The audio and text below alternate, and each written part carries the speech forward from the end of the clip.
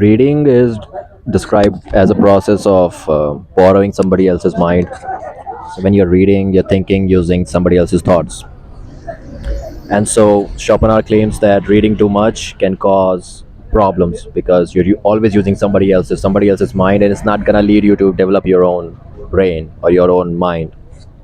Because it's always right. Like if you imagine somebody's words as like sand on the beach, somebody's mind as a sand on the beach, and thoughts as people walking on it, there'll be so many imprints that you won't be able to find your own imprint. And so when you look at those imprints on the sand, you won't be able to find where the person is because you'll only be able to look at the sand and the footsteps. That's it.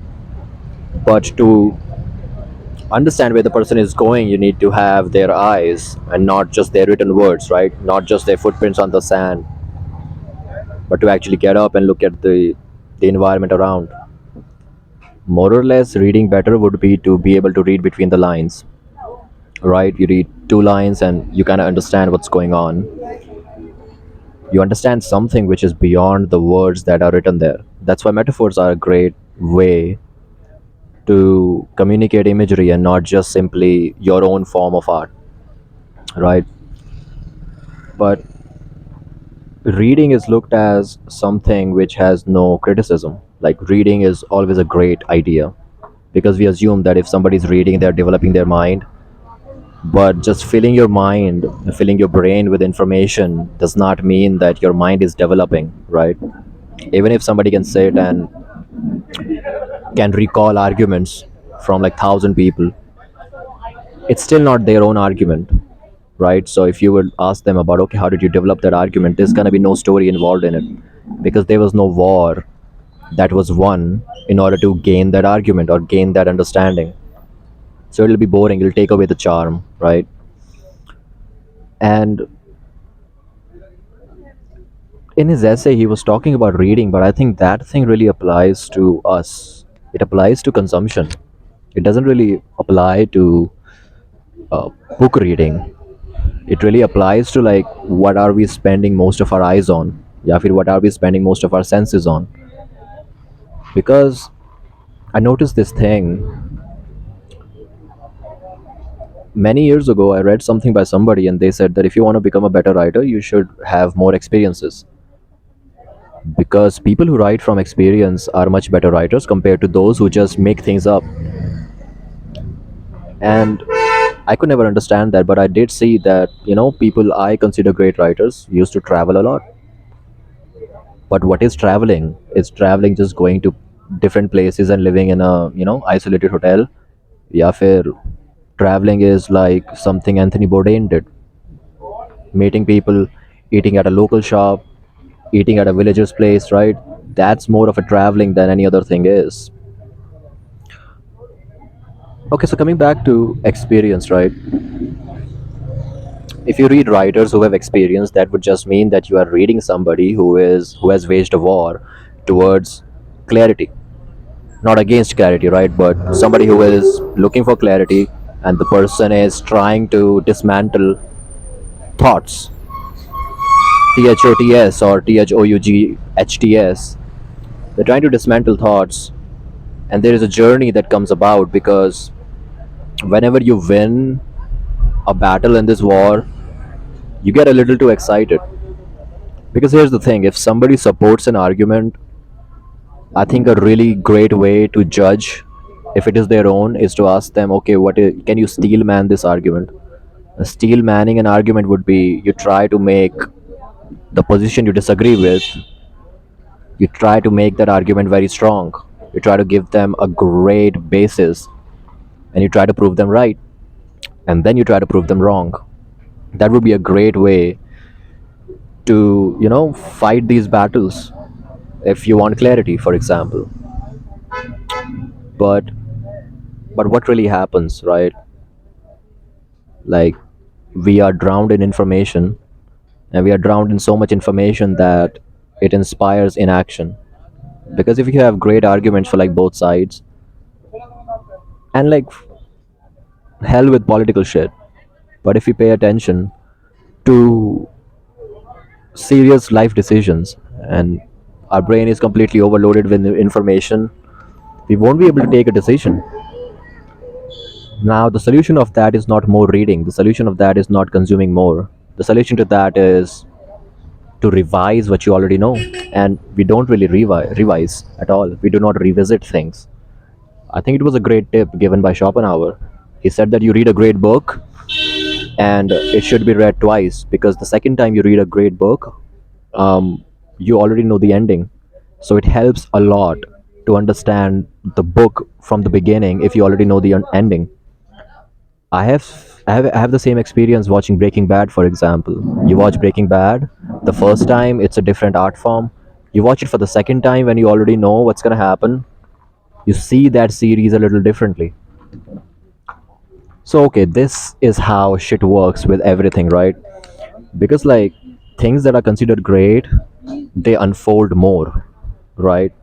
Like you listen to a great song, is you're not going to be able to listen to everything they are doing in one sitting or even 10 sittings, right? And also to think about what differentiates great art forms from shitty art forms, it would be how long that art form is living or surviving. Like there are songs back from like 30s, there are like hymns written what back in like 980, and they did not survive only because they were old and they were like a proof of human existence or proof of like invention of music, but it was more because that thing keeps unfolding in individuals. जैसे कि I don't know the date or I don't even know the year, but human beings were having trouble trying to translate I think Egyptian language or some kind of ancient language. We were having a lot of problem trying to translate that, and then some archaeologists found these tablets where the same sentence was written in three languages. It's called I think it's called Rosetta Stone, right? Not the online shit, but Rosetta Stone, like actual Rosetta Stone, and it helped us to access so much literature just because the same phrase were written in three languages and we could just transcribe everything. I think great art is like that. It just transcribes a lot of shit that you did not even know that you did not know, right? That's what great art form does, or that's what like things of great value when it comes to consumption too. But um, but there is this pessimistic idea that seems to be accurate. It is that if you're writing for fools, yeah, if you're creating for fools, you are sure of a larger audience. I mean, that is accurate. And there is also this other idea that says that posthumous fame, which would be getting fame after you die, usually comes at a cost of contemporary fame, which would be the fame that you have when you're alive, and vice versa, actually. Because I used to think this was a modern thing. People are creating entertainment for for money, for instance, right? And everything is for just there is a formula for everything. Like if there is no chemistry between an actor and an actress on screen, then the marketing team is going to fabricate using paparazzis. Yeah, they're going to fabricate things and create a romantic angle between them offline, just so that people would go and watch the movie, right? So there is a lot of shit, a lot of brain power that goes into making people want to pay for whatever entertainment comes out. Stories are written that way, everything, right? It's fabricated. Contemporary fame, 100%. And sometimes you can get some good shit out of it, but mostly you don't. Now, what does that lead us to, right? When everything is made for to get consumed, when everything is made to be easily digestible, that's not gonna develop us. It's just entertainment. It's just entertainment. And then there are these questions like, why should we get better, right? That's another thing. Why should we get better? I just want to be at home and I want to watch any entertaining movie, entertaining in quotation marks, that comes out, and why should I give a fuck? I don't want to develop my mind. Yeah, I don't want to, you know, like I don't I'm not an artist person, so I will watch shitty things. And usually, this argument seems to be rational. It seems to be, yeah, you don't give a fuck, so watch a shit movie, right? Or listen to shit songs as well. But here's the thing, right? Like, you guys can't sleep at night. You guys need to have a podcast on when you're trying to sleep. Yeah, if you need some kind of music around, you need some kind of distraction to sleep, right? Your hormones are fucked up, right? Your mental state is not working great and you're suffering horribly. And then you don't want to engage in good art because you know that's not just you. I mean, thinking about shit, like if your life is in shambles and if your life is shit according to you, you really gotta look at like what is your perspective on life. And how do you develop your perspective on life? By trying to take information from people who have the brains to show you what truth is, right? Like if you are somebody who personalizes everything, like if something happens around you and you believe it is about you, it is only after witnessing some kind of art form where you see personification and then you not personification, personalization, and then you understand ki okay, this is a problem, it's not a unique thing. All right, I mean there is a chance of you getting better there. So like the type of art form you consume is the type of life you have. There was this thing I noticed, um, when I used to play a lot of pool. All of my metaphors about life had the wordings of pool. I was taking the game of pool as a resource for me to come up with metaphors. The same thing with working out. Go to the gym for a couple months, and then when you're trying to think, you think in metaphors that are relating to, the gym. And it really seems that the environments we spend our time in dictate, not dictate really, but also manipulate and give form to our perception. I mean, and it just happens. We don't even have to try, but it just happens. And so now, if we are engaged in shitty consumption, then of course our perception is also gonna be shitty. And also to imagine ki this is not a modern thing. Ki companies and corporations trying to make money and try to manipulate shit in any way possible because they have a lot of data and they're very successful at it already. It's not a new thing. It has been going for what? I don't even know how long. But Schopenhauer was alive in 1840s. I think it died in 1850s. So it's at least like 200, 400 years old. This whole process of making money from, getting people to consume shit, which would be entertainment. And so the modern, the modern substitute to reading. I mean, back in the day, there was no TV, right? So people used to read. But now, when we won't even have to like do anything for an art form to be over, what we end up with is nothing.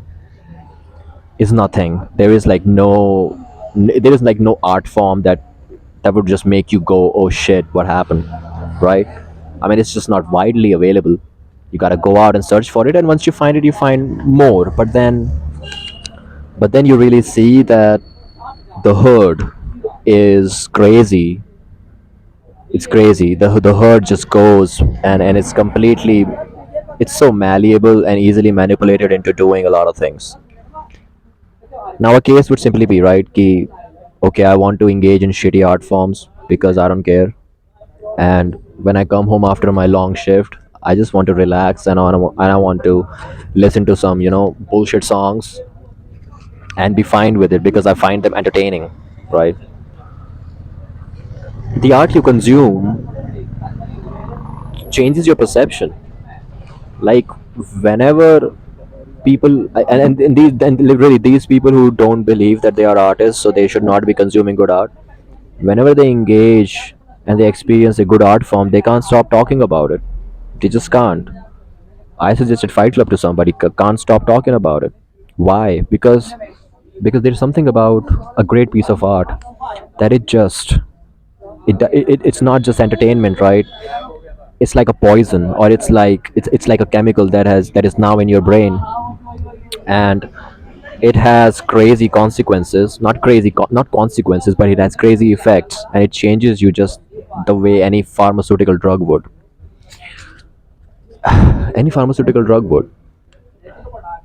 And I've completely derailed from what I planned on talking.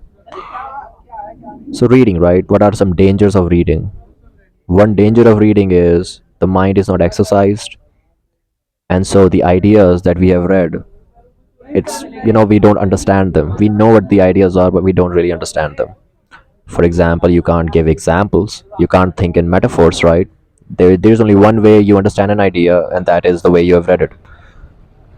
Now now in the modern sense, there are so many ideas. Like if you really start scrolling on Instagram right now for 1 hour, you will be presented with a lot of ideas, tons of ideas, and you would agree or disagree or whatever, right? But when it comes to forming an opinion on what should be done next, when it comes to that, forming an opinion on what should be done next, I think developing your own mind is a great idea, because what decision you will take will be tailored for your own personal life. Now how I approach consumption of shit, where I want to see, okay, what should I do? Okay, I don't know what I should do, so I should go on the internet and try to research on what I want to do. One thing I try to do is, okay, somebody says something, you take that thing and it seems accurate, and if something really hits you or connects with you, you just remember it, right? That's just normal shit. Now when somebody says that, they are saying it for because that shit worked for their own tailored shit, right? Their own life. So they're giving you an idea about, okay, this thing worked for me, and it is their life. Right now the factors that were in their life and your life is gotta be different. And so when you use your own mind, you try to see, acha, theek hai, this person said this.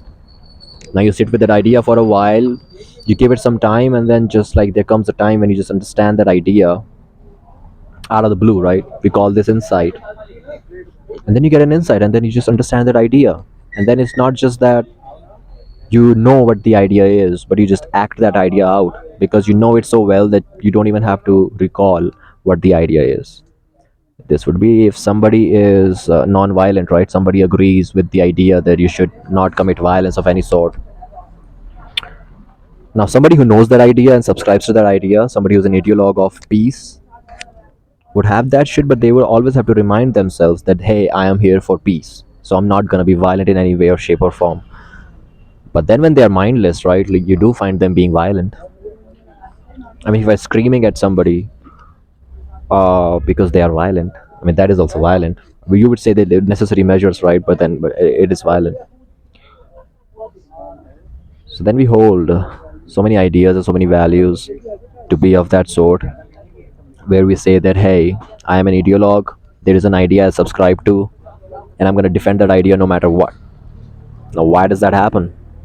Why? Why do ideas become living entities and not the human being possessing them, right? Because at sometimes you look at the nature of ideas, right? Sometimes you look at the nature of ideas and you find that ideas are alive and people are dead. People are just zombies. People are like storage devices for these ideas, and people live just so that these ideas can propagate. These ideas could be thousand ideas, right? Cultural ideas, yeah, फिर some liberal comes up with a new idea or a new way of living. But then it always seems that the person doesn't is not concerned about themselves. The person is concerned about the idea that possesses them. Because it's not really, it's rare to find that people have ideas, right? That is rare to find. But what's very common is that ideas have people, and people go to war for these ideas, right? I think it was Yuval Harari who said that people can fight over a piece of land only because of the ideas they hold towards it, right? People go to war for ideas, right? People can sacrifice their life for ideas. So ideas are not normal things. Ideas are crazy, crazy things, and they have real life consequences. And so the way you form an idea, that should be done by you. The way you form an idea should be after developing a mind first, right? Reading should be a slave, or reading should be a tool, and you should be the master. But that's usually not the case, because because the crazy part about not developing your mind and just going with like the shit you were taught, yeah, fair, going with the shit you have read, yeah, with the shit that you consume, is that you will always be very insecure about your own ideas because you do not understand them yourself, right? Like if somebody comes up and they put out an idea which is very sacred to them, and the other person criticizes that idea, that is met with a lot of aggression, yeah, that is met with little aggression that escalates to a lot of aggression.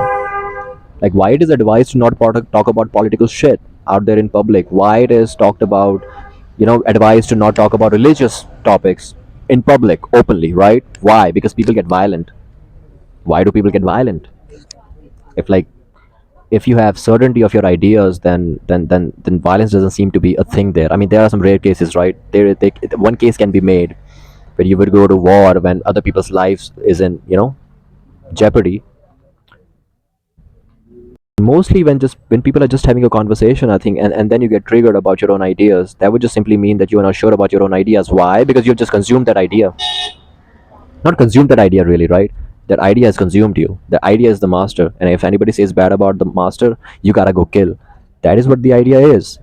And that is why it's dangerous to consume mindlessly, because we will be, we will become slaves.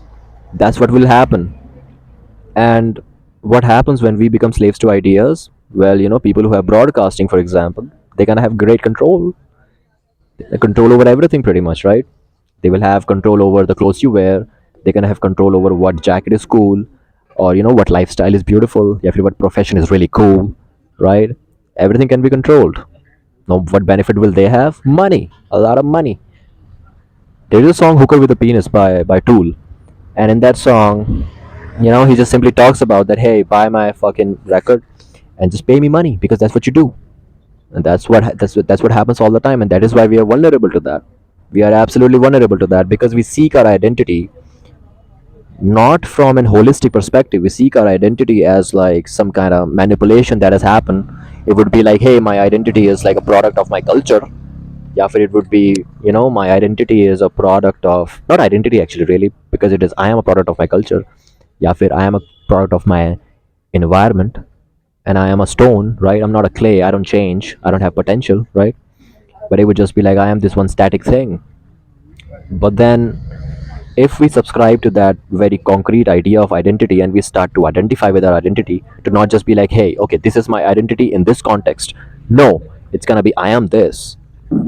When that shit becomes about, trying to protect an idea, it's just insane. It's just insane. Because I believe when it comes to execution, um, I mean, execution doesn't just happen. Execution is not the first stage. The first stage are ideas or idea generation. And ideas come from the unknown.